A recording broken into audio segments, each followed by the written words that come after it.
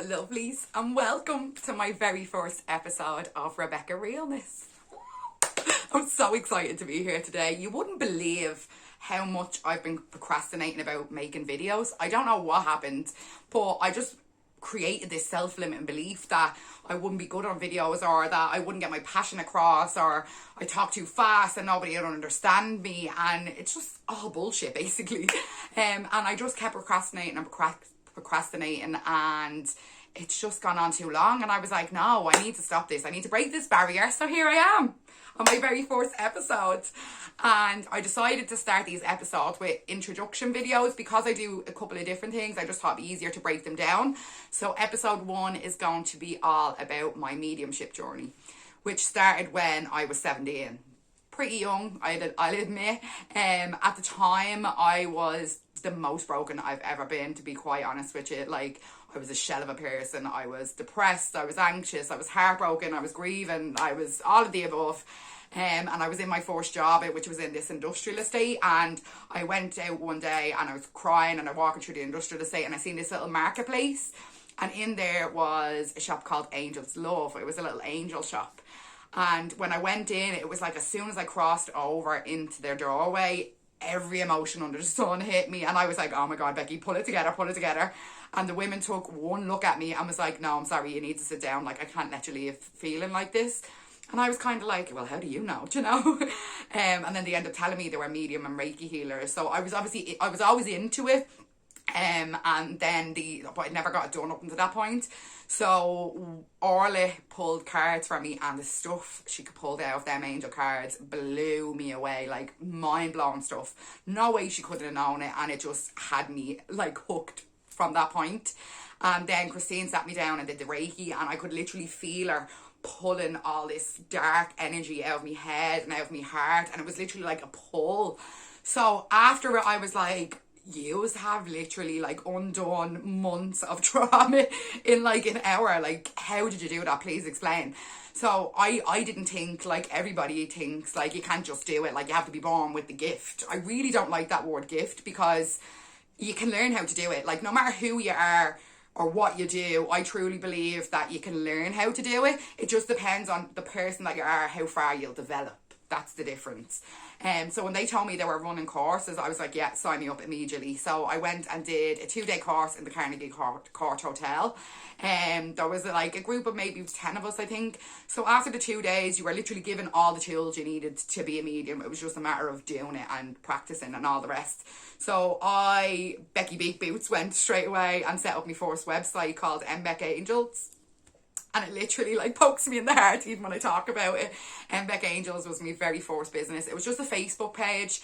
I just had angel pictures on it, no pictures of myself, because obviously I was young, you know, so I didn't want people to be like, oh, she can't do it, you know.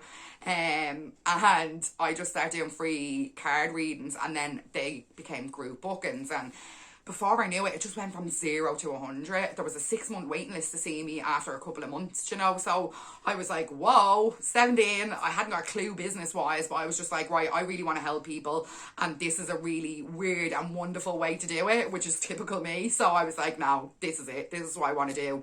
So I just kept going, and I just kept doing courses and developing it. Then I began teaching courses with Orla and Christine, and then it just went on and on from there. Like, the way it normally works is you'll start by getting the thoughts, then you'll start to hear the spirit, and then you start to see them.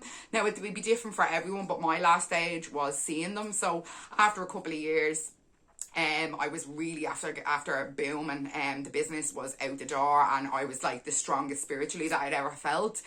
And then my friend next door, she got cancer and unfortunately passed away. Now, obviously, I was with her through most of it. And the night she died, I went in straight away to see her. Now, obviously, we won't get into it now, but grieving and mediumship is a weird one, especially as a Reiki healer, because then you're feeling everybody else's emotions and everything else. So I was very overwhelmed, so I went outside and I was sitting in the garden and I was crying into my hands, and next of all I looked up, and I'm no word of a lie, as clear as day, my friend was standing in front of me, like in spirit obviously, but as clear as day. I just couldn't get over it. I was like, no, why now? I've been asking you to show me spirit for so long, why is this the time that you choose? So it obviously knocked me, as you can imagine. It would knock anybody, even being experienced at the time. So I was like, no, do you know what? I need to just shut down and like just grieve and accept she's gone before I could continue a relationship with her. So I stopped doing the business page. Now I was still doing it for my own self and for my friends and family if they asked. But business wise, I just wasn't doing it. And the longer I kind of went on, the harder it was to go back. And it just became like a horrible feeling because I don't like letting people down. And obviously I had all these people getting on to me and waiting for different things. And I was like, no, do you know what? I need to look after myself. Like, mentally, this is not working. So I ended up shutting down the MBEC Angels. And then just working on myself and doing what I always wanted to do, which was travel, as most of you probably know. So I just started traveling the world after that. It was kind of little holidays here and there, a couple of holidays a year, and then I did a big stint. Then I did 2 years in Australia in 2016. It was just, Australia was amazing. Now, mind you, everything tried to kill me. Like, we are so blessed to be in Ireland. Like, snakes, spiders, kangaroos, like wild plants, even plants try to kill it in Australia, you know. So I had a great time. It was an amazing experience, but after a couple of months I kind of knew I wasn't going to settle there full time.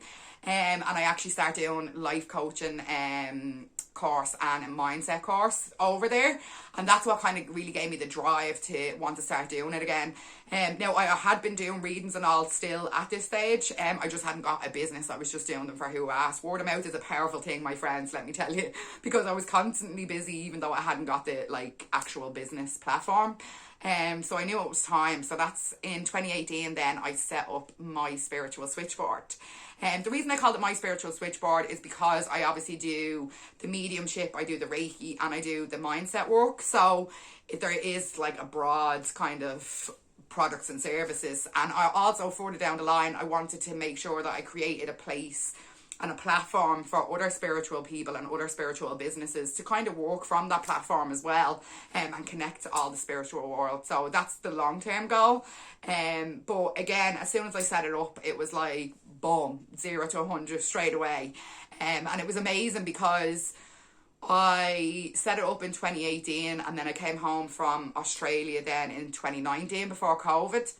So I was like, yeah, I'm full of the beans. I'm going to create these retreats. I wanted to create these self-development retreats. And then I wanted to go interrailing around Europe because I thought maybe living in Europe, somewhere kind of closer to Ireland, would be better. And then COVID hit. So everything went out the window after that. So funny enough, like I really am so grateful and so blessed because COVID was actually such an amazing experience for me, professionally and personally. So I obviously had the business and then I created the 3-day self-development retreats. So I had created them like down to post and packaging. I had everything ready to go. I had been telling people about it. I had a waiting list of people to do it. And then COVID, obviously we thought it was going to be a couple of weeks and it wasn't. So while I was waiting, I had also set up my own website. And I had been in talks with my other friends in the spiritual world about wanting to create something that was going to reach more people. Like I always say, it's my mission is to help and heal people on a global scale. Like that's genuinely why I think I'm here. Like this is my purpose to do that. So I was like, I need to reach more people. And if I'm doing the retreats, then there are only a certain amount of group and all my products you have to be physically present for, which from a business point of view is never going to grow or succeed if you have to be physically present for the whole time. So that's when I came up with the idea of the 6-week online mindset program. I'm currently working on that at the minute. It's the presentation is all set up. It's just making all the video content now. And obviously, hint why I'm here.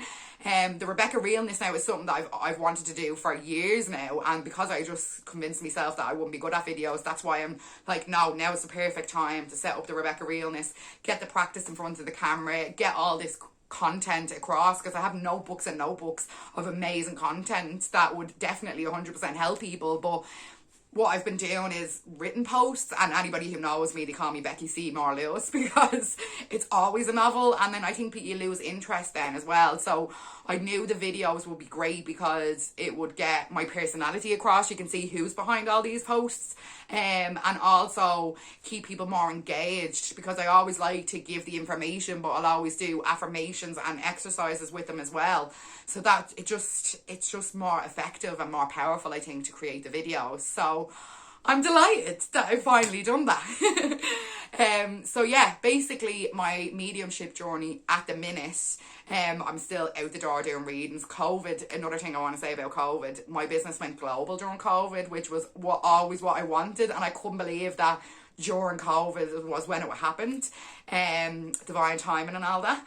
So I now have clients from all over the world because everyone got used to video calls. So I have clients in Ireland, obviously England, Scotland, Australia, New Zealand, Canada, and the only place I haven't broken into yet is America, and that's the one place that I want to go and want to bring the business. So, but I have every faith that divine timing, when the time is right, it'll happen. But for now, I'm actually planning on going the complete opposite sides of the world again. In this July, I plan to move to New Zealand for a year. To be honest, it's itchy feet, travellers, hands up. Like, it happens, you know, like once you get a taste of it and then you go back and you get the itchy feet and you have to go again. And this is probably going to be the last big year-long holiday that I'm going to be able to do. I only had till I was 30 to apply for New Zealand, and I was 30 there in January, so I was like, no, I'm doing this. I also just think New Zealand is going to be a great spot because it's a spiritual place. The scenery is amazing, so can imagine the video content for a start. It'll just be, I just feel like I'm really drawn to New Zealand for this time, so it's going to be amazing because it's not like Australia, it's not the hype, the party. So I feel like from a business point of view, it's going to give me the time and energy to create all this content and just continue to try launch the program. I nearly said retreat. Launched the program this year so that you can all have the content, and you'll always have it then, you know, because mindset is just everything. I have to say, we will talk about the mindset on the third episode, but from 13 years being a medium and now like I'm 4 years a Reiki healer, everything goes back to the mindset, like absolutely everything. And obviously I have a certain audience now, like the spiritual world, but I feel like the mindset work will just help me reach a bigger audience, and it'll just have it more of an impact. Because like no matter what you're doing, no matter who you are, no matter what you believe in, what you send out to the world, you get back, and what you tell yourself, you believe, whether it's true or not. I'm gonna say that again. What you tell yourself, you will believe, whether it's true or not. Now think of every time you have like that inner voice that's telling you can't do things and can't do, like people bully themselves. So I want to completely switch that around and just allow people to remind people more so that they hold the power to change their life. Stop waiting for things to land in your lap. Go out and get it. Go out and direct your own life. So that's what the day 3 is all going to be about anyways. But for now, I think I've covered everything. I'm trying to keep them under 15 minutes. Anybody who knows me is probably like, oh my God, I can't believe she's after putting up a 15-minute video. But that's why I call them episodes, because I have a lot to say.